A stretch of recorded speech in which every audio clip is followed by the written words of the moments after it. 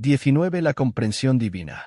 Año del intemporal, 1479 caballos. Mithril Hall. La luz de la antorcha titilaba, proyectando sombras erráticas en la vasta sala vacía mientras la figura solitaria avanzaba por el estrecho puente. Una caída abrupta a derecha e izquierda no hacía más que acentuar la soledad de la escena. Un solo enano de paso vacilante cuya antorcha a duras penas conseguía mantener a raya la oscuridad.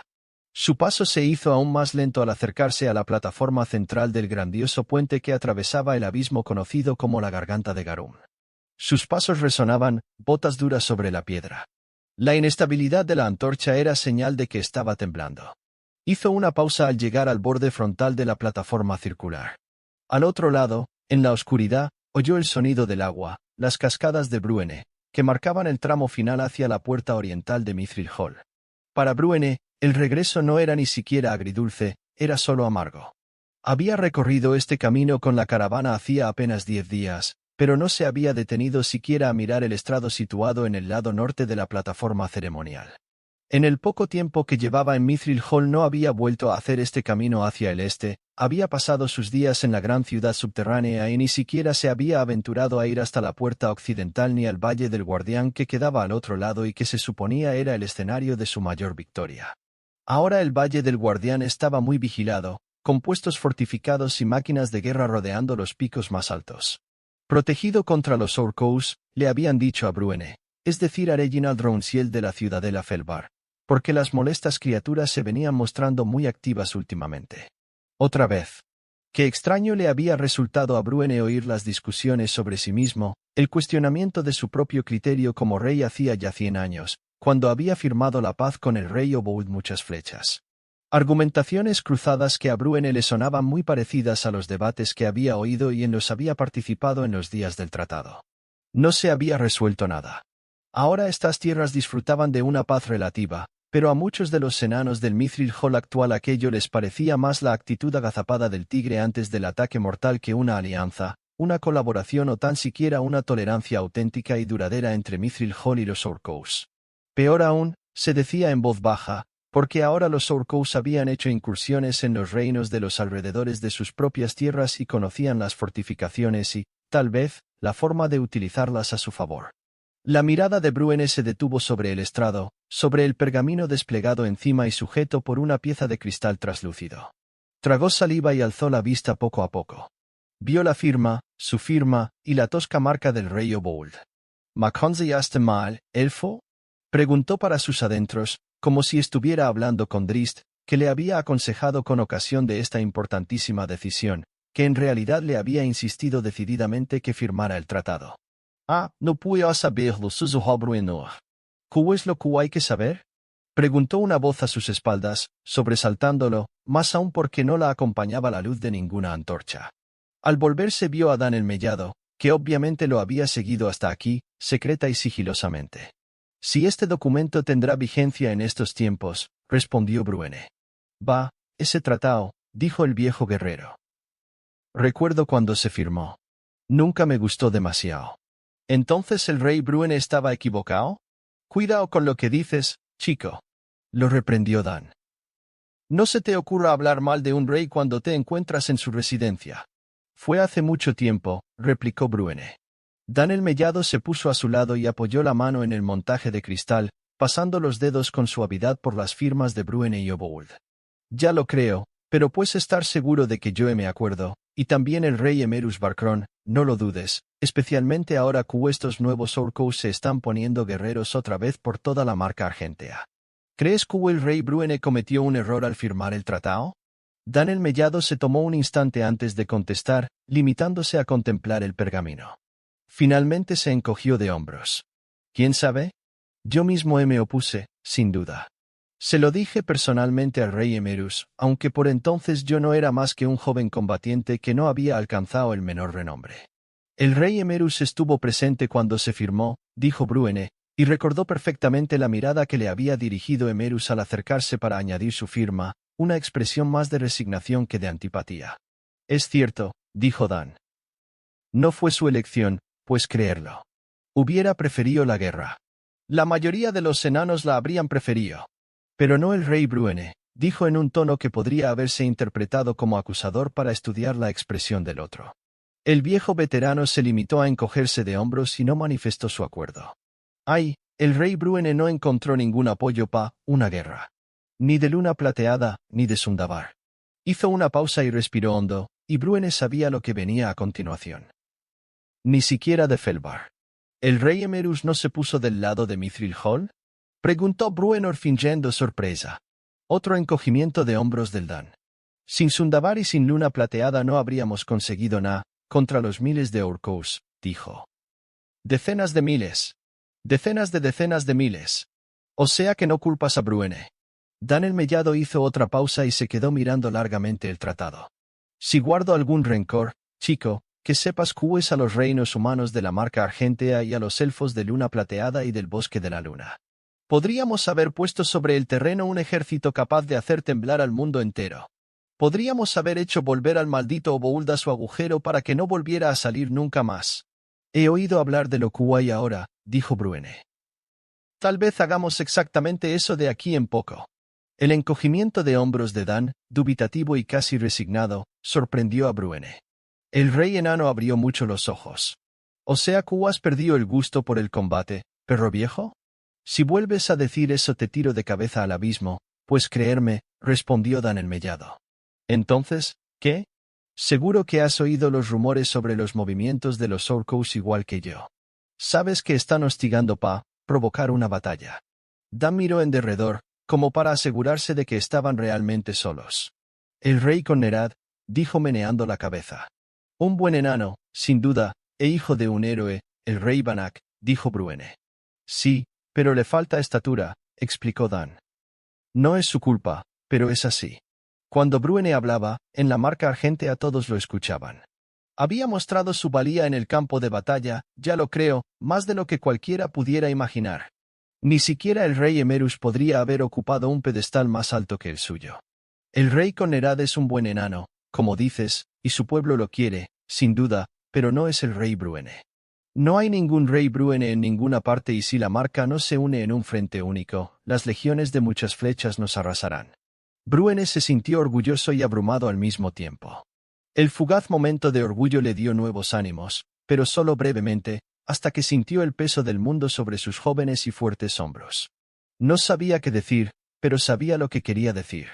Quería sujetar a Dan por el cuello de la camisa y gritarle a la cara la verdad. Pero de repente se le ocurrió preguntarse si aquel habría sido el plan de los dioses desde el principio. ¿Qué es lo que sabes? Preguntó Dan el Mellado. Las palabras sacudieron a Bruene y le hicieron tomar conciencia de que estaba jadeando bajo el peso de las emociones. ¿Qué? ¿Qué? Preguntó tartamudeando. ¿Qué es lo que sabes? Nada, contestó Bruene, y realmente no estaba en condiciones de responder a esa ni a ninguna otra pregunta en aquel momento, porque su cabeza era un auténtico torbellino de posibilidades. Consideró su enfado con los dioses, con Moradin en particular, por permitir que él fuera manipulado de esta manera por Catibrie y por Mielikki, por privarlo de manera tan manifiesta del significado y de la recompensa de su vida. Pero entonces pensó en Dumatoin, guardián de los secretos bajo la montaña, y se le ocurrió que su salida de Iruladón, aunque facilitada por Mielikki, tal vez no hubiera sido en absoluto obra de esta diosa. Volvió otra vez la vista hacia el tratado, hacia su firma. ¿Su mayor logro o su mayor locura? En realidad, esa había sido siempre la cuestión y ahora, con el espectro de la guerra cerniéndose otra vez sobre la Marca Argentea, la respuesta le parecía clara. Gracias al poder de Mielikki se le había concedido el renacimiento, pero tal vez, sí, más que tal vez, se convenció entonces, gracias al poder de Moradin había sido puesto ahí, en este lugar y en este momento, cuando se avecinaba esa crisis. Mithril Hall, la Marca Argentea, de hecho, necesitaba un rey Bruene, lo acababa de decir Dan el Mellado. Solo Bruene Batleamer sabía dónde encontrar uno. La fiesta estaba en pleno apogeo, como era costumbre cada vez que una gran caravana de una de las tres comunidades enanas de la Marca Argentea, Mithril Hall, Ciudadela Felbar y Ciudadela Advar, se preparaba para marchar a casa de una de las otras. Además, la caravana de la Ciudadela Advar había llegado la noche anterior, dando a los enanos de Mithril Hall una razón más para descorchar el rompebuches. Brindaron por la Ciudadela Felbar. Brindaron por la Ciudadela Advar. Brindaron por Mithril Hall. Brindaron por la Hermandad del Thone. Brindaron por la desaparición de muchas flechas. Brindaron por brindar.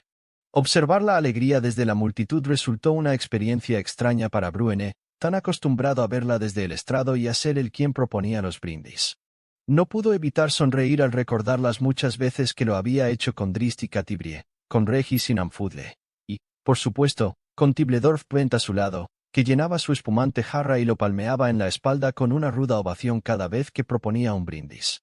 Reconoció al rey con Nerad y lo recordó como un buen chico, y a su padre como un gran general y líder, y como uno de los enanos más valientes que haya conocido jamás. Banach Braunambil había sido fundamental en la defensa de Mithril Hall contra las huestes de Obould en los días que precedieron a la firma del Tratado de Paz. Como era habitual en estas reuniones, todos los enanos de Felbar que iban a partir podían subir al estrado y chocar su jarra con la del rey de Mithril Hall. Bruene se puso a la cola detrás de Dan el Mellado. ¿Lo conoces?, le preguntó al veterano en un susurro. ¿Al rey con Nerad? Sí. Ya lo creo, respondió Dan. De hace 100 años cuanto menos. Entonces, preséntame antes de irte. ¿Y le cuento tus hazañas?, preguntó con sarcasmo el otro.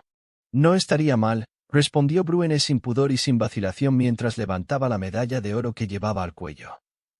Voy a pedirle un favor, y eso seguro que ayudará. ¿Qué?, preguntó Dan con incredulidad, volviéndose y echando a Bruene una mirada sorprendida. Bruene se limitó a indicarle que avanzara, porque era su turno de chocar la jarra con la del rey. Y eso hizo, y bebió con entusiasmo antes de pasar el brazo por encima del hombro del rey con Nerad, ya que en realidad eran viejos compañeros de combate. El veterano hizo que el rey se volviera a mirar al joven enano que lo seguía en la fila. Pequeño RR, le explicó. ¿El chico de RR? Eso, rey con Nerad, viene a ser pequeño RR, Reginald Rounciel dijo. Y un peleón hecho y derecho. Vino a Mithril Hall como parte de su deseo de valor. Anda ya. ¿Un deseo de valor? ¿A su edad?, dijo el rey con Nerad, y Bruene se dio cuenta de que fingía sorpresa para dar mayor énfasis a su cumplido. ¿Y la medalla? Vaya, vaya, añadió el rey enano. Sí, como que fue pequeño RR el que hizo papilla a los orcos y derribó al gigante de las montañas. Y un puñado de nosotros, yo mismo incluido, habríamos muerto en las Raubin de no haber sido por pequeño RR. Lo dijo en voz alta y muchos lo oyeron, de modo que Bruene fue rodeado por un coro de aclamaciones cuando llegó junto al rey de Mithril Hall, junto al rey que lo era porque el propio Bruene había nombrado a su padre como sucesor sabiendo muy bien que el trono recaería en Connerad. Entonces, levanto mi jarra por un héroe, declaró el rey, chocando con el jarro de Bruene. Sin embargo, hizo una pausa cuando las jarras se encontraron, porque Bruene le clavó una mirada que con Nerad Braunambil seguramente había visto antes en el enano que había sido su rey. En sus ojos brilló una chispa de reconocimiento, pero quedó subsumida en una mirada de confusión. Ah, buen rey con Nerad, podrías hacerme un honor más alto que chocar tu jarra con la mía, dijo Bruene. La multitud se quedó muda, tomada por sorpresa por el atrevimiento de este enano tan joven. Ah, veamos, dime, lo animó el rey. Me haría ilusión ir al oeste, a Mirabar, por poner un caso, o hasta Luskan incluso, explicó Bruene. Me han dicho que Mithril Hall envía allí caravanas y serviría en un amú honrado. Eso provocó unas cuantas exclamaciones de asombro alrededor del estrado, incluso entre los enanos a los que Bruene había acompañado desde Ciudadela Felbar. Chico, ¿qué te has criado?, preguntó Dan el Mellado adelantándose, pero el rey con Nerad alzó la mano para contener al viejo veterano. Me apetece ver el mar, buen rey, replicó Bruene. Me han dicho que tú organizas esas caravanas. Claro que sí, pero no a esta altura del año. La próxima será en primavera. Y estaría honrado de ir en ella. Mucho esperar. ¿Entonces podría pedir un segundo favor? Claro, tiene arrestos el chico, gritó un enano entre la multitud, lo que provocó más risas y más de una ovación. No, si todavía va, pedir la hija del rey en su cama. Rugió otro, y las risas se redoblaron. También el rey con Nerad parecía muy divertido y nada ultrajado. Esto no sorprendió en absoluto a Bruene, que lo conocía bien. Me gustaría entrenar con tu brigada de rompebuches, explicó Bruene. Por mi pae que siempre hablaba bien de la banda y de un enano de nombre Tibledorf Puent. ¿Por el Puent? Se oyó gritar, y el grito se convirtió en un rugido que dio lugar al brindis más estruendoso de todos. Y qué bien le vino al corazón de Bruene oír esas aclamaciones por su querido amigo, que había muerto heroicamente defendiéndolo y ayudándolo a culminar la más importante de todas sus misiones en el remoto y antiguo reino conocido como Gauntlegrim. Me entrenaría en su nombre y por su memoria, para llevar su fuerza a la ciudadela Felbar y así servir mejor al rey Emerus, explicó Bruene. El rey con Nerad echó una mirada a Dan el Mellado, que mantuvo su expresión de perplejidad un momento más antes de asentir dando su consentimiento. Hecho, pues, proclamó el rey, alzando su jarra una vez más. Por pequeño RR de los rompebuches. Va, a ver si lo aguanta, se burló un feo enano que estaba al lado del estrado, otro al que Bruene reconoció de un siglo atrás, aunque no pudo recordar su nombre. Tenía idea de que había servido con los rompebuches bajo las órdenes de Puent. Tensuedao, dijo Dan. Pequeño RR Tepiu, enseñar unas cuantas cosas. ¡Hurra! Gritaron los visitantes de la ciudadela Felbar. ¡Hurra! Rugieron los cientos de Mithril Hall. Y así siguió la fiesta, entre bravuconadas y brindis. Cualquier cosa por un trago. Bruene se despertó temprano en la misma sala a la mañana siguiente. La cabeza le dolía de tanto brindis y tanta ovación. Consciente a medias, se arrastró hasta una mesa donde habían servido profusión de huevos, bacon, bollos y bayas. «Estamos orgullosos de ti», le dijo Dan, arrastrándose hasta él. «Gracias por tu ayuda y tus bendiciones», respondió Bruene. «Va, te debía eso cuanto menos, ¿no? Pero no creas que hablo por hablar, pequeño RR. Eres el orgullo de toda la ciudadela Felbar. Esos rompebuches son el mejor grupo de combate de toda esta tierra, sin discusión. El rey Emerus estará muy contento por ti cuando se entere de esto, pero que sepas que también deberás temerle, porque tienes que hacer que nos sintamos orgullosos. ¿Te has enterado? Que sí, lo tranquilizó Bruene. ¿Y de verdad piensas ir al oeste, hasta el mar? Que sí otra vez, dijo Bruene. Es algo que necesito hacer.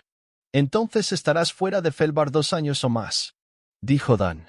Y tus ojos grises y viejos todavía me verán como un mocoso cuando vuelva. Dan el Mellado sonrió, palmeó a Bruene en el hombro y se volvió a quedar dormido, metiendo la cara en un tazón de gachas. Bruene se detuvo ante las tumbas de Catibria y Regis, situadas en un lugar de honor, una al lado de la otra. Ahí, bajo los túmulos, yacían los fríos cuerpos mortales de esos dos queridos amigos. A esas alturas los dos serían solo esqueletos, polvo tal vez, pensó Bruene, porque habían pasado 100 años.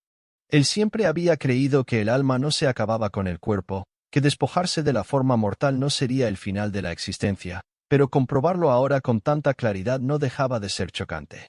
Recordó el día que Drist y él los habían enterrado. Bruene había besado por última vez la mano de Catibria y había sentido en sus labios el frío contacto de su piel. Recordó sus ganas de deslizarse entre las rocas a su lado para infundirle su calor. Si hubiera podido, se habría cambiado por ella, absorbiendo su frío y dándole su vida.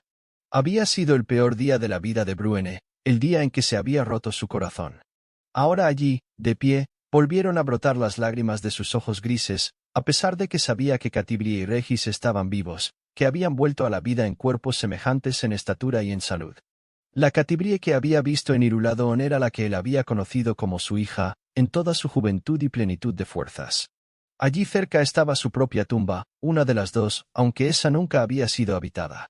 La habían construido y consagrado los sacerdotes de Mithril Hall a modo de estratagema para que Bruene pudiera abdicar secretamente y ceder el trono a Banach Braunanvil siguiendo la tradición enana.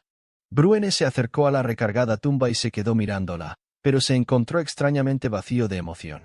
El sarcófago de piedra era sin duda digno de un rey, y hasta tenía una pequeña escultura de su figura en atuendo de guerra, de pie sobre la piedra plana. Cediendo a un repentino impulso, se quitó la medalla que llevaba al cuello y la colgó del único cuerno del yelmo de la estatua. Sonrió al pensar en el gesto, pensando que en cierto modo le había añadido peso y significado a la tumba.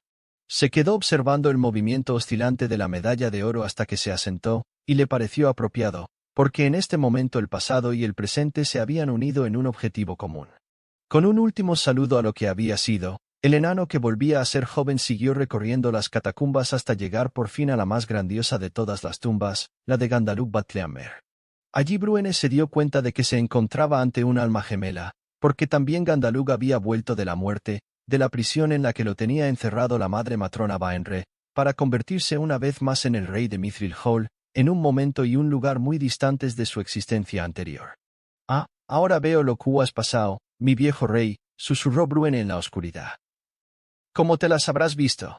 Apoyó la mano sobre las piedras que cubrían el cuerpo de Gandalf y cerró los ojos como comunicándose con el espíritu que había encontrado el descanso final en este lugar. ¿Estás con él? Preguntó. ¿Has encontrado tu sitio en la mesa de Moradin por fin, mi viejo rey? Bruene asintió al hacer las preguntas, seguro de las respuestas, y una sonrisa se extendió por su cara. Quería volver a las otras tumbas para disculparse con Catibri y con Regis, y de paso con Drist. Tal vez volviera a visitarlos al salir de las catacumbas.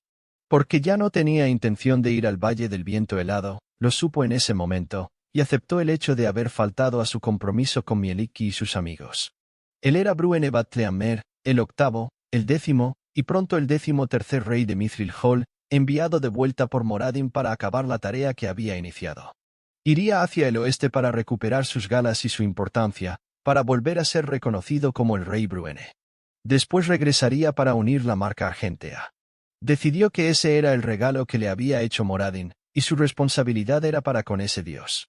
El regalo de Moradin y el engaño de Moradin, del mismo modo que era la responsabilidad de Bruene y el engaño de Bruene. Que así sea, susurró con un gesto afirmativo. Se preguntó si tal vez cuando hubiera terminado aquí con su misión podría encontrar a Catibrie, Drist y Regis. Después de todo, dispondría de exploradores y, estando todavía en el Valle del Viento Helado, Stokely Silverstream y sus muchachos, podría encontrar la forma de reunirse con ellos. Tal vez sería demasiado tarde para ayudar a hacer realidad los planes de Mielikki. Su elección tendría un coste para sus amigos, un coste muy elevado. Que así sea, repitió el tenaz enano. Al fin y al cabo podría haberse sumergido en el estanque en Iruladón, abandonando la misión incluso antes de que empezara. Wulfgar había elegido ese camino. ¿Se podría culpar a Wulfgar si no salvaban a Drist de la reina araña? Bruene respiró hondo para serenarse mientras se erguía. Entiendo tu dolor, mi viejo rey, le dijo a Gandalf en un susurro. Fuera de tu época. Asintió mientras se volvía para irse, tratando de convencerse de que tenía razón. Se detuvo antes de haber dado siquiera un paso y se volvió, con el gesto torcido y la expresión cambiada. Tiene que ser así, dijo. Si no, todo es un juego. Su mandíbula barbuda se desencajó mientras trataba de traducir sus pensamientos en palabras, mientras trataba de enunciar el sentimiento visceral que lo atenazaba. En cierto modo, que se le hubiera negado el lugar que le correspondía en la mesa de Moradin solo por Mielikki, solo por el bien de Drist, le parecía algo trivial. Al fin y al cabo, ¿no había muchos discípulos vivos de la diosa que podrían haber llevado a cabo esta misión? A la vista de esa verdad tan desazonadora y evidente, Bruene se dio cuenta de que su elección de abandonar Iruladón había sido una burla de todo lo que había hecho, de una vida de siglos de valor y logros y, sobre todo, de la lealtad a las tradiciones y a una tríada de dioses que no eran Mielikki. Sin embargo, a la luz de esta nueva revelación, que Moradin se había valido del encantamiento de Mielikki para devolver al gran rey de Mithril Hall, que por sí solo podría rescatar a la marca argentea de la invasión de muchas flechas. Para Bruene Batleamer, la lógica y la justificación estaban claras. Podría perdonar la postergación de la recompensa de Moradin, que consistía en ocupar un lugar de honor en la patria de los enanos, por esa revelación. Y tal vez fuera más que eso. Bruene se dio cuenta y sonrió a la tumba de Gandalf. He sido un buen servidor, susurró, tanto Pa, la estirpe como Pa, la raza y Pa, los dioses. Por eso me dan otra oportunidad, ¿ves? Ay, elegí mal cuando puse mi nombre en ese maldito tratado. Pero ahora me dan una oportunidad para romperlo y hacer lo que debería haber hecho 100 años antes. Rió por lo bajo y evocó una imagen de sí mismo en la cima de una piedra del Valle del Guardián, machacando a Orcous a diestro y siniestro. Orcous, dormid con un ojo abierto, ¿me oís? ¿Por qué ese monstruo que hay debajo de vuestras camas sostiene el hacha del rey Bruene Batleamer? 20. Una muestra de alma de ébano. Año del Halfling sonriente, 1481. Calendario del Valle. Delt Huntle. La cinta que llevaba en la cabeza tenía un encantamiento de luz permanente e iluminaba el agua a su alrededor. Si bien esa luz le permitía a Regis ver por dónde nadaba en tan profundas y turbias aguas, también lo convertía en un blanco fácil. ¿Merodearían los tiburones por esta zona, a kilómetros de la costa de Aglarond? ¿O tal vez súbditos de Umberlee, como los feroces Awagin o los peligrosos Mermen? Llevaba consigo armas formidables y sabía combatir, incluso debajo del agua, pero en esa inmersión no se movía con la habitual sensación de libertad. Se encontraba mucho más lejos, en aguas mucho más oscuras y a unas profundidades que nunca había alcanzado. Se sujetaba a la línea de fondeo mientras iba descendiendo lenta y cuidadosamente. Todavía podía distinguir el contorno de la considerable embarcación que quedaba en la superficie, donde esperaban dedos ligeros, Don Nola, Pericolo y varios miembros de la tripulación. Llegó a otra cinta que habían atado en la línea de fondeo y que señalaba que faltaban algo más de 15 metros para llegar al fondo. Hizo una pausa y miró hacia abajo, escudriñando la oscuridad. El fondo del océano quedaba todavía bastante más allá de la zona iluminada. Seguió viendo, vacilante, lentamente. Demasiado lejos, se dio cuenta. Negó con la cabeza y empezó a subir otra vez, con lentitud para que su cuerpo se fuera adaptando sin dificultad al cambio de presión. Salió a la superficie al lado del barco, boqueando para llenar los pulmones de aire. ¿Y bien? ¿Lo has visto?, preguntó Pericolo enseguida, acercándose a la borda y asomándose ansiosamente. No me sumergí lo suficiente. ¿Por qué has vuelto, entonces?, le espetó el abuelo. Don Nola le apoyó una mano en el hombro para tranquilizarlo. Estaba calculando la profundidad y la distancia, explicó Regis, escupiendo agua con cada palabra porque el mar había empezado a ponerse más bravo. Se va a poner el sol, le advirtió Dedos Ligeros. De todos modos allí no hay nada de luz, replicó rápidamente Regis. Llegaré al fondo en esta inmersión, pero no puedo asegurar que el pecio que buscamos esté ahí. Pericolo emitió un sonoro suspiro. Es probable que sean necesarias muchas inmersiones y muchos días de búsqueda, le recordó Dedos Ligeros al viejo halfling. Más si araña no llega al fondo en cada una, dijo Pericolo. Está lejos, dijo Regis, aunque con resignación porque sabía que estos halfling no entendían las dificultades de las profundidades, por más que intentara explicarlo. Estaba llegando al doble de la profundidad que otras veces y en aguas mucho más peligrosas, con corrientes más fuertes y visibilidad limitada. Nadó hasta la línea de fondeo y comprobó la lazada de la segunda línea atada a él y sujeta también al arnés que llevaba puesto. 30 metros de cuerda élfica, ligera y resistente, lo mantendrían unido a la línea de salvamento.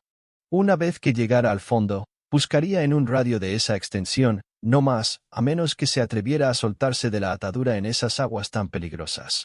Pericolo se disponía a protestar otra vez, pero Regis no se quedó para oírlo. Respiró hondo y desapareció bajo el agua oscura, moviéndose más rápidamente esta vez, de modo que muy pronto llegó a la marca de la línea, a unos 15 metros del fondo marino y 3 veces esa distancia o más de la superficie. El halfling siguió bajando, deslizando las manos por la cuerda.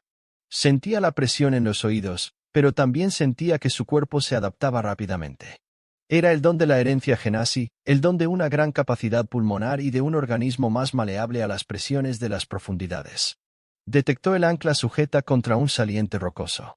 Se sorprendió al comprobar cómo bajaba repentinamente la temperatura ahí abajo y supo que no podría quedarse mucho tiempo. Volvió a comprobar la línea de seguridad sujeta a la de fondeo, entonces empezó a nadar hasta el extremo y a continuación en círculos alrededor. Pericolo le había asegurado que ese era el lugar, pero no vio el menor indicio de un naufragio. Llegó a un lecho arenoso liso entre las rocas y lo atravesó sin tocar el fondo. Se sentía muy vulnerable y miraba a un lado y a otro como si esperara ver, saliendo de la oscuridad, a un tiburón gigante capaz de comérselo de un solo bocado. Sin embargo, la sorpresa llegó desde abajo, ya que hubo una repentina erupción que hizo volar la arena en todas las direcciones. Agitó los brazos y empezó a gorgotear, sobresaltado. A punto estuvo de tragar agua. Su sorpresa aumentó todavía más cuando un gigantesco pez raya pasó agitando sus poderosas alas y se alejó a toda velocidad, haciéndole dar vueltas por la fuerte corriente que produjo. Regis jamás había visto un animal parecido, de enormes mandíbulas y una larga y afilada cola. La arena se asentó y él también cuando perdió de vista a la raya. Siguió adelante con más cautela, observando el terreno y las rocas, prestando más atención a las oquedades que había en ellas que a lo que tenía por delante. Le preocupaba más mantenerse vivo que cualquier pecio que pudiera haber. El pez gigantesco volvió, y esta vez no estaba solo. Regis se mantuvo muy quieto mientras las rayas se deslizaban a su alrededor. Podía sentir su curiosidad y se dio cuenta de que lo que las atraía era la luz que llevaba sujeta a la cabeza. Salían deslizándose de la oscuridad, aparecían de repente, con sus abdómenes blancos y brillantes. Una tras otra pasaron flotando a su lado y, a pesar de que cada una de ellas, y eran por lo menos una docena, era mucho más grande que él y podría habérselo comido de un bocado, el halfling se encontró riendo para sus adentros ante lo irreal de la escena. Se sentía como si no estuviera en el agua, sino más bien flotando en el cielo nocturno, rodeado de mágicos vijimes celestiales. Después de un buen rato, se acordó de su misión y de la tremenda cantidad de agua que había entre él y la superficie. Siguió adelante, con los gigantescos peces flotando a su alrededor a modo de escolta, y el halfling llegó a pensar que de verdad lo eran, porque se dio cuenta de que no pretendían hacerle daño, que lo que los atraía hacia él era la curiosidad, no la agresión ni el hambre. Casi había completado su amplio circuito en torno a la línea de fondeo, hasta llegar a una cresta oscura, cuando se encontró con que el fondo desaparecía bajo él, hacia la oscuridad.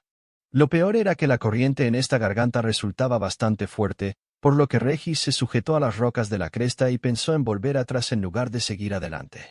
Estaba a punto de hacerlo cuando vio una viga contra las piedras justo por debajo y por delante de donde estaba. Al principio apenas se fijó en ella y empezó a recular, y ya había recorrido cierta distancia antes de darse cuenta siquiera de lo que había visto.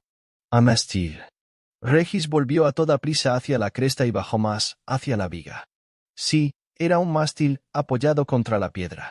Valiéndose del ángulo inclinado como señal, el halfling siguió adelante, hasta el mismísimo extremo de su atadura. No podía distinguir muy bien las marcas, pero le pareció que había algo allí, un casco, apoyado de lado contra las rocas que estaban por delante y por debajo de él. Echó la mano hacia atrás y tiró del cordón élfico, pero ya no daba más de sí. Miró hacia arriba, al ascenso largo y oscuro y a las rayas que flotaban a su alrededor. Iba a llevar mucho tiempo volver a la superficie, levar el ancla y desplazar la embarcación, y la idea de sumergirse de nuevo cuando ya se hubiera puesto el sol no le resultaba tranquilizadora. Regis rebuscó en su arnés y sacó una de las pociones de dedos ligeros. ¿Cuántas veces le había dicho el mago que no las usara a menos que fuera absolutamente necesario? Eran caras y su destilación llevaba mucho tiempo.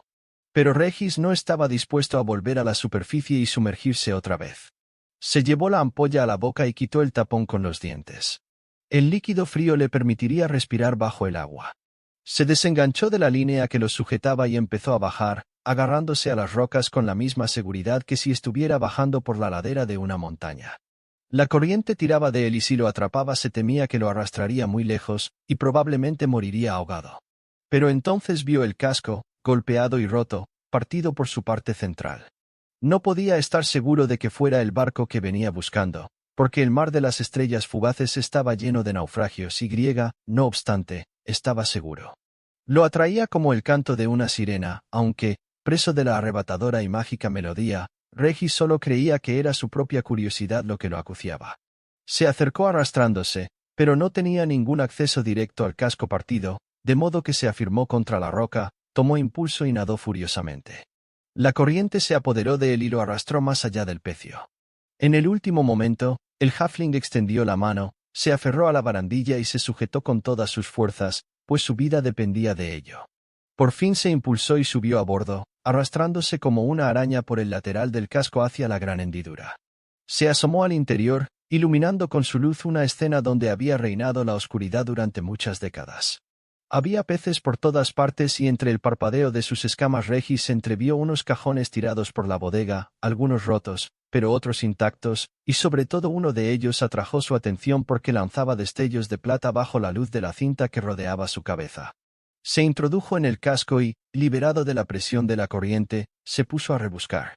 Abrió una bolsa que le había dado Pericolo, una bolsa de contención, y puso dentro un par de cajas pequeñas y un cofre, sin dejar de avanzar hacia el gran cajón de plata. Cuando llegó justo encima, se dio cuenta de que no era un cajón. Era un ataúd. Un ataúd de plata, rodeado de trozos de espejo roto. Regis vio su propio reflejo en un gran trozo, pero apartó la vista de inmediato al recordar la historia de las ratas encarnizadas que le había contado Don Nola. Demasiado tarde. Un halfling, una reproducción del propio Regis, se deslizó fuera del espejo, armado con un florete idéntico al que Regis llevaba al cinto. Regis dio un grito y salieron burbujas de su boca. Se echó atrás, chocando contra los cajones y cajas, pensando solo en escapar, pero no pudo.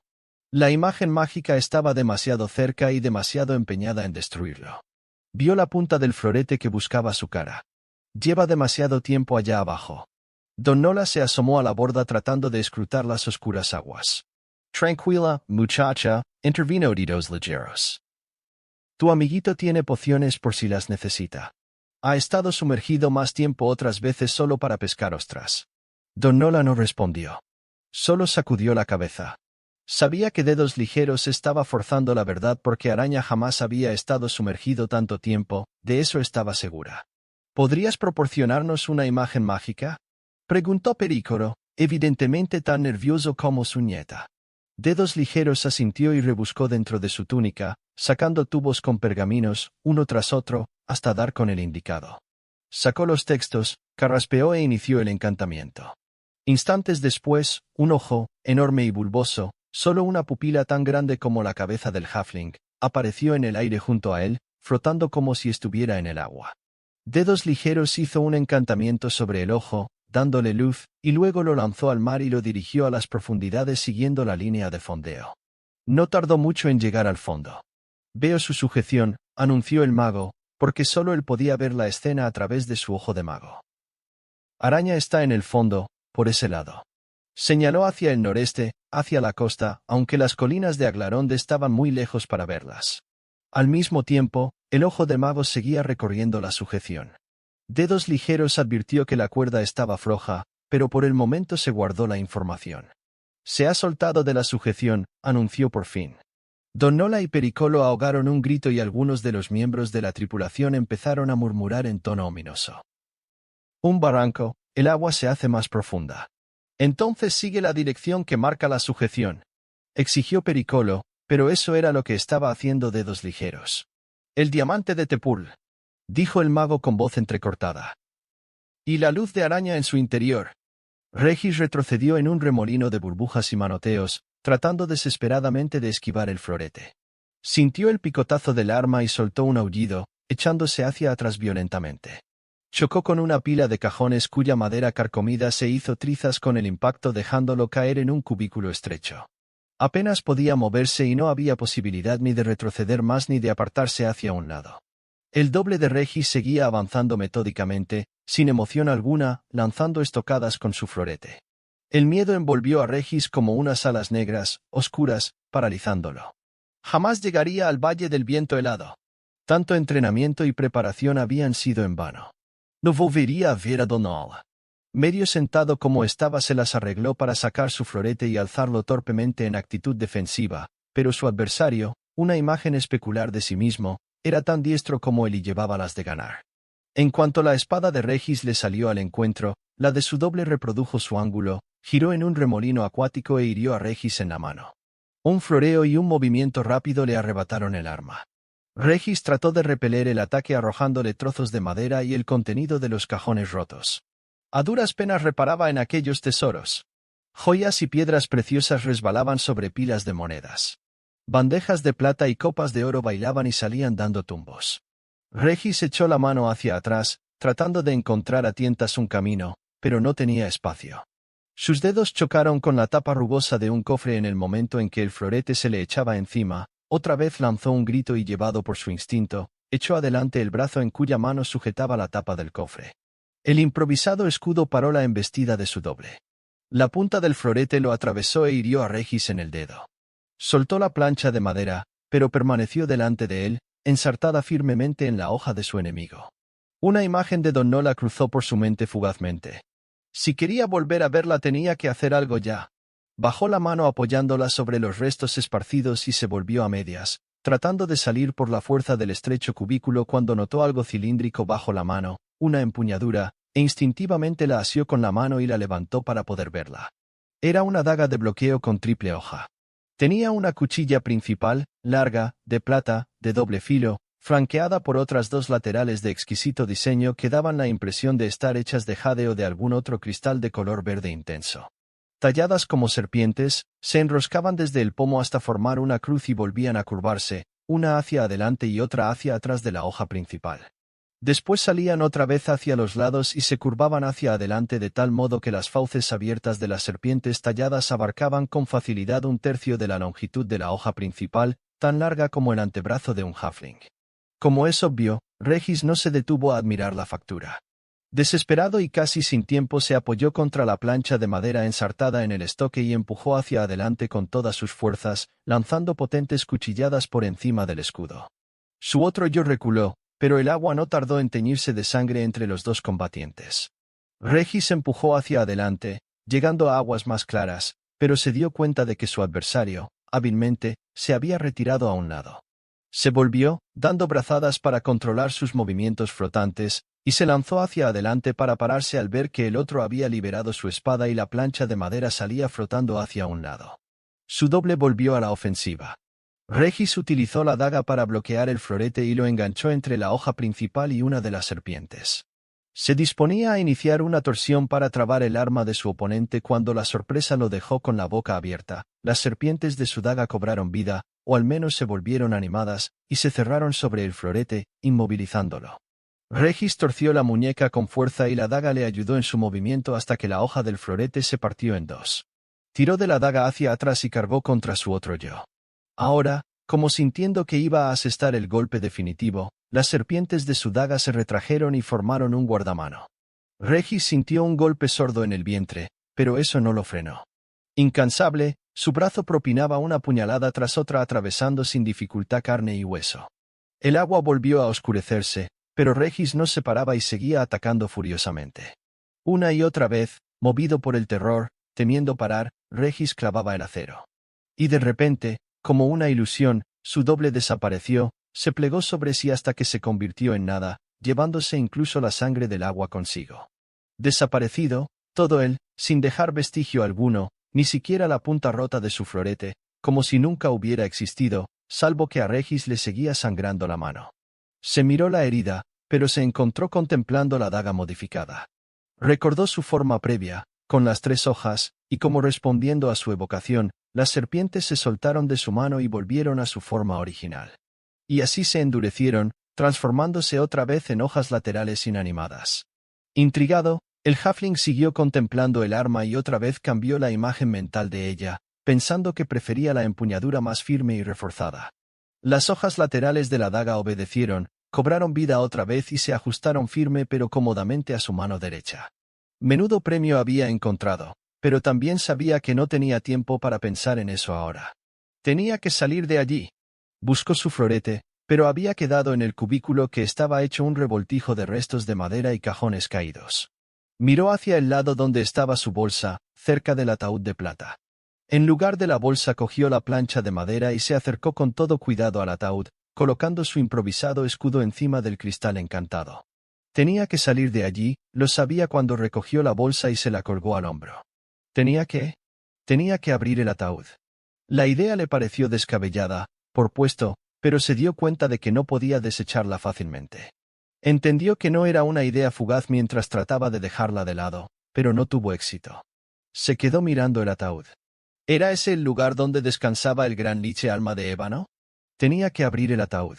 Tenía que saberlo. Pasó por el agua justo encima del féretro.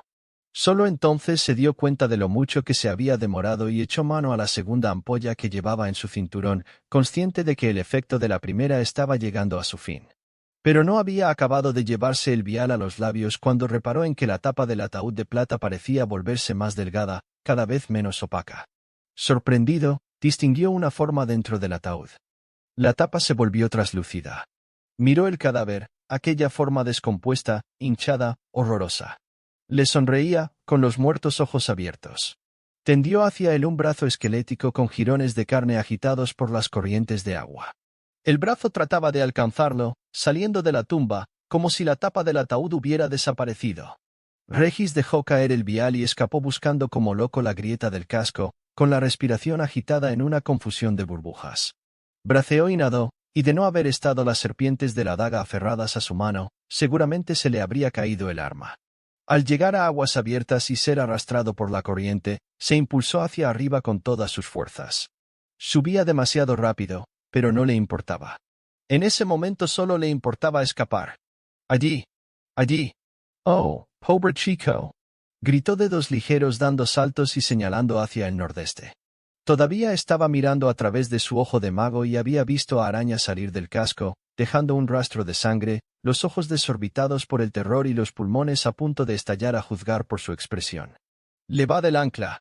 Al grito de Pericolo los demás halfling empezaron a tirar de la línea y a izar el ancla. El encantamiento del ojo de mago expiró. «¡Más rápido!».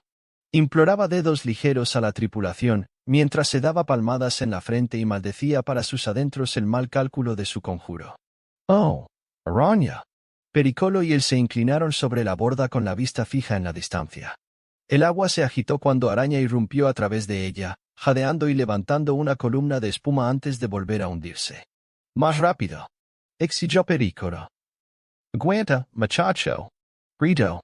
Él y Dedos Ligeros se volvieron al oír un golpe a sus espaldas, y casi no les había dado tiempo a identificarlo como el ruido de las botas de Don Nola al caer sobre la cubierta cuando ya la joven había pasado corriendo entre ellos y se había lanzado al mar. «Don Nola», gritó Pericolo. Se volvió hacia la tripulación gritándoles que apuraran e incluso se puso a tirar junto con ellos de la línea de fondeo. «Haz algo, mago», le gritó a Dedos Ligeros. «No tengo nada que ofrecer, abuelo». «¿Un servidor? Un truco de amarre. Velocidad para Don Nola. Algo». Pero el mago solo pudo encogerse de hombros, impotente. «Nada», dijo con tono derrotado, aunque se irguió de golpe y gritó. «Lo tiene. Don Nola lo tiene». Y empezó a dar saltos de alegría sobre la cubierta. Pericolo volvió a la borda y llegó en el preciso momento en que se oía el ascenso del ancla por encima del lateral. De todos modos, ya no importaba, porque Don Nola se acercaba sujetando estrechamente con un brazo a Araña por el pecho. «¿Está muerto?». «Pobre chico», dijo Pericolo con un gemido, porque el joven halfling no daba señales de vida. «Ayudadme», rogó Don Nola, escupiendo agua y evidentemente exhausta. Empujó a Araña hacia arriba, donde Pericolo y Dedos Ligeros los sujetaron por la camisa y los subieron a cubierta. A pesar de las preocupaciones más inmediatas, todos se quedaron boquiabiertos al ver la fabulosa daga aferrada a la mano de Araña. Lo tendieron sobre la cubierta mientras otros ayudaban a Don Nola a subir a bordo. «Remad con fuerza, desplegad las velas». «Del Huntle», ordenó Pericolo. «Debemos encontrar un clérigo para el chico». «Araña, Araña», rogaba Don Nola colocándose a horcajadas sobre el postrado halfling. «Oh, Araña, no te me mueras». Regis, retrocediendo desde una gran oscuridad, no pudo dejar de oír ese ruego. Abrió un ojo, tosió expulsando algo de agua salada, y esbozó una sonrisa. A continuación se sumió en la inconsciencia, abandonándose al tierno abrazo de Don Nola Tauperino. «Me salvó la vida», dijo Regis cogiendo la daga de 3 hojas de manos del abuelo Pericolo. «Había perdido mi florete». «Fácilmente reemplazable», dijo Pericolo. «No vale la pena volver al lugar del naufragio para recuperarlo». «No voy a volver allí», dijo Regis rotundo. A su lado, Don Nola le puso una mano tranquilizadora en el hombro. «No, no, por supuesto que no». «Tranquilízate, querido Arana», respondió Pericolo con una cálida sonrisa. «Tu valor y competencia extraordinarios alcanzaron cotas que superaron mis expectativas. Y eran elevadas, te lo aseguro. No te pediría que volvieras y, en cualquier caso, no tengo planes al respecto». Sonrió con ironía. «Venderás la ubicación del pecio», dijo Regis, y tanto Don Nola como Dedos Ligeros lo miraron sorprendidos, pero luego asintieron manifestando su acuerdo y se volvieron hacia Pericolo, que lucía una amplísima sonrisa. «¿Vis?», dijo el abuelo.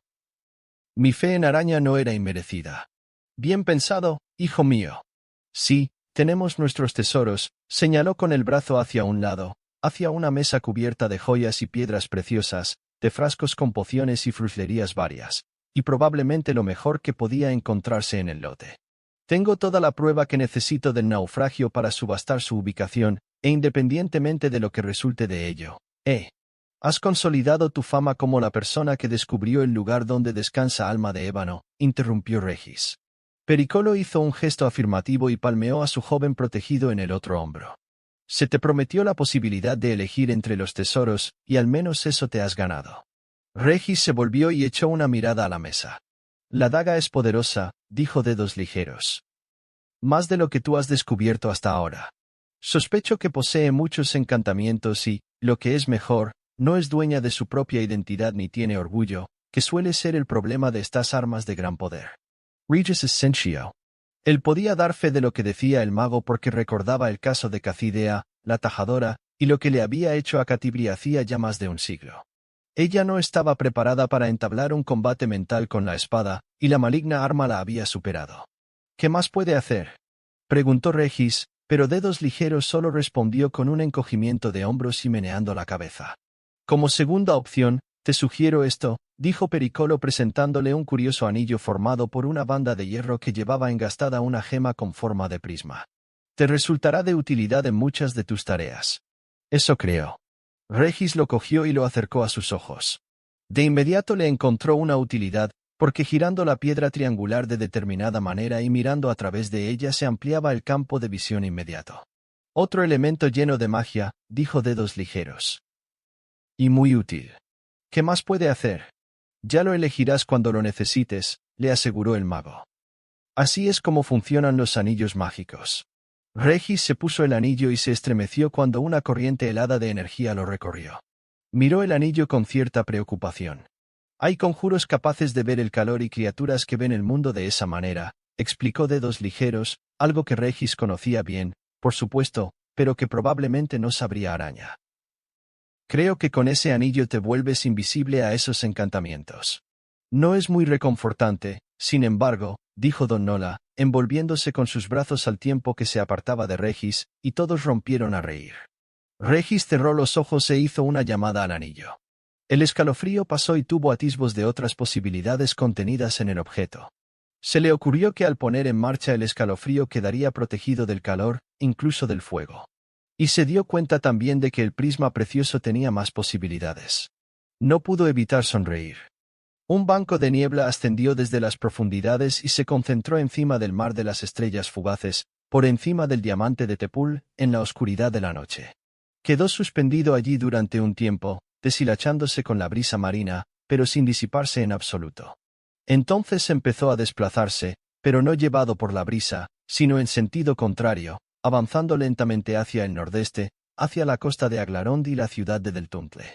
Regis se despertó al oír un grito horroroso como no había oído otro jamás. Un grito que helaba la sangre. Tan desgarrador que el halfling se cayó de la cama y quedó en el suelo enredado en las sábanas y las mantas. Por fin consiguió desenvolverse, asió su daga y se acurrucó en un rincón, tratando de decidir su próximo movimiento. No se atrevió a encender una vela. Miró por la ventana, pensando en salir y rodear el edificio para encontrar una posición más adecuada. Trató de identificar el grito. ¿Quién había sido? ¿De dónde había venido? Contuvo la respiración cuando se abrió de golpe la puerta de su habitación y entró la luz brillante de una antorcha. Reconoció la silueta de Don Nola, que entró tambaleándose, y corrió hacia ella. «Cor», le dijo la joven arrojándole algunas cosas. «Rápido, señora», gritó el guardia de Don Nola, que entró en la habitación con la antorcha. La luz le permitió a Regis ver los regalos que Don Nola le había ofrecido, un cinto para la espada y una faltriquera. Vio con sorpresa el fabuloso florete de Pericolo que colgaba del cinto y al otro lado la funda más pequeña para la ballesta mágica de mano. «Corre y no mires atrás», dijo Don Nola, poniendo aquellas cosas en la mano de Regis. ¿El abuelo?, preguntó Regis sin aliento, y entonces comprendió quién había sido el que había gritado. «Y esto», añadió Don Nola, sacando un birrete azul, el preciado gorro del abuelo Pericolo Toopelino. En aquel momento supo con certeza que el gran halfling tenía que estar muerto. «No puedo marcharme», dijo en un susurro. «No tienes elección, muchacho», dijo Dedos Ligeros, que había llegado hasta la puerta. «Por tu bien y por el de todos nosotros». «¿Qué significa esto?», preguntó Regis. Don Nola lo cogió por los hombros y lo puso frente a ella, después lo besó con suavidad. «Alma de ébano», susurró, separándose. «Está aquí, ha venido a por ti. Vete, te lo ruego. Sal por la ventana y sal de Deltuntle, enseguida». «No hay tiempo, muchacho», añadió Dedos Ligeros. «No podemos detenerlo, no podemos derrotarlo». Su expresión era reflejo de su estupor. El asombrado halfling cogió el birrete que le ofrecía Don Nola y miró hacia su ventana. Don Nola se le echó encima y lo volvió a besar profunda y apasionadamente, con dulzura y tristeza. ¿Cómo podría dejarla? Pero en su cabeza volvió a ver la imagen que había visto en el naufragio, la forma horrenda del liche, y sintió que las piernas se le doblaban. Se prendió el cinturón de la espada, puso su daga del lado opuesto al del magnífico florete y justo al lado de la ballesta de mano y se dirigió a la ventana rápidamente, saliendo por ella con la ligereza de una araña. Sin embargo, no se dirigió directamente al suelo, como debería haber hecho, sino que, viendo una luz que brillaba en el interior, se deslizó por la pared de la segunda planta hasta la cámara principal. En cuanto miró hacia adentro vio a Pericolo. El viejo halfling estaba sentado delante de la chimenea. Se le veía francamente viejo. El pelo de plata del abuelo había raleado notablemente y se había vuelto totalmente blanco. Y su cara estaba toda arrugada, como si de repente hubiera envejecido varias décadas. Regis tardó un buen rato en darse cuenta de que estaba jadeando. Entonces reparó en una niebla que se deslizaba por debajo de la puerta de la habitación de Pericolo y sintió un gran escalofrío que esta vez no provenía del anillo. «Alma de ébano», susurró. «Hugh Pittman». Se metió entre los setos y atravesó a tumbos el pequeño prado y el camino. Recorrió un buen trecho antes de volver la vista. Sin embargo, sus pensamientos se miraban hacia atrás. Había abandonado a Don Nola.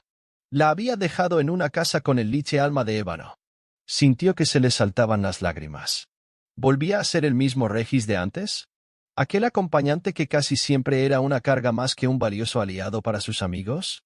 Paró en seco y se volvió para mirar la casa. No, dijo con determinación buscando con las manos el florete y la daga.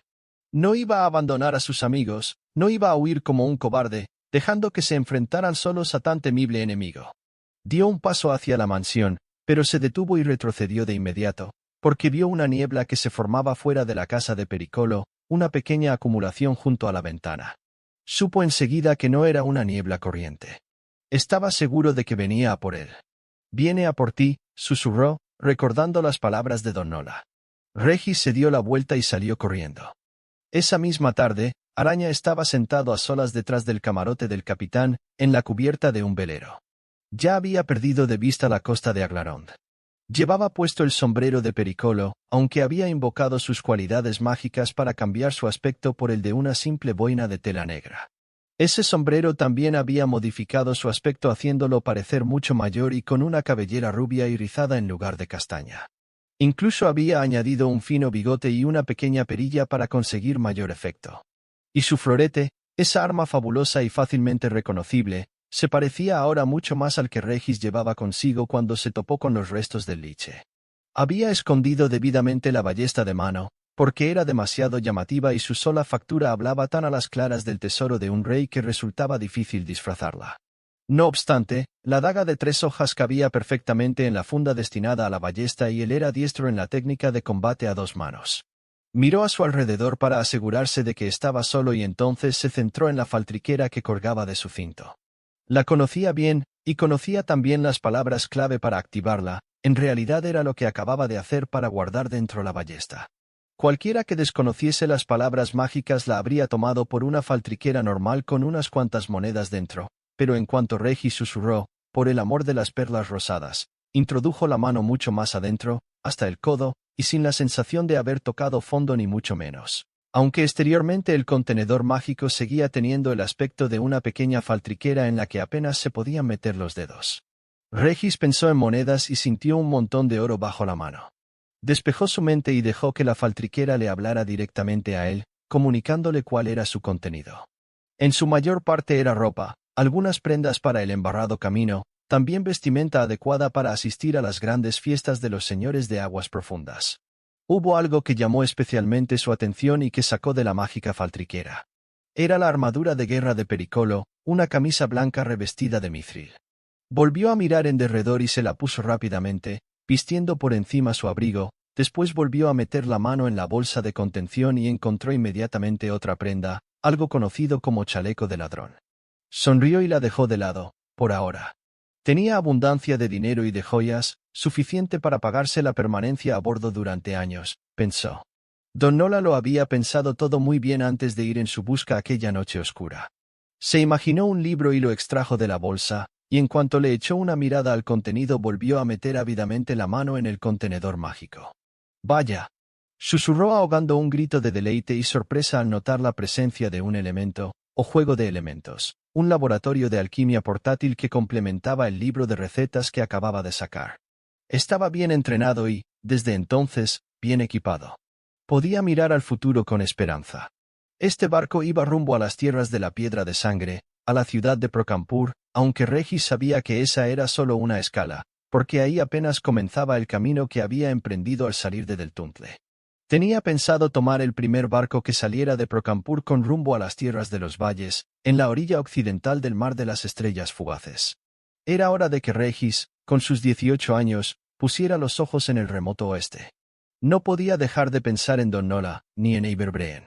¿Cómo se las arreglaría su padre sin él? Y ni siquiera había podido despedirse de él por el temor de poner al Liche en la pista del indefenso halfling. Don Nola se ocupará de él, se dijo, y estaba convencido porque confiaba en ella más de lo que había confiado nunca en nadie. Esa idea lo sacudió profundamente, sobre todo considerando el rumbo en el que se había embarcado, en el camino que lo llevaría hasta sus amigos, los compañeros del salón. Se dijo que volvería a Del Tuntle. Ahora debía tener fe en Don Nola, en que escaparía de Alma de Ébano. Ella ocuparía el lugar de Pericolo con el fiel Dedos Ligeros a su lado. Sí, debía tener fe en ella. Pero volvería a verla, pensó, y acompañó esa idea con un gesto decidido de la cabeza. No obstante, primero debía acudir al encuentro en un lejano lugar llamado Valle del Viento Helado, ya que estaba a menos de 3 años de la fecha en que se había fijado. No pudo evitar una risita al recordar su primer viaje al Valle del Viento Helado, con otro cuerpo y en otro tiempo, hacía ya décadas.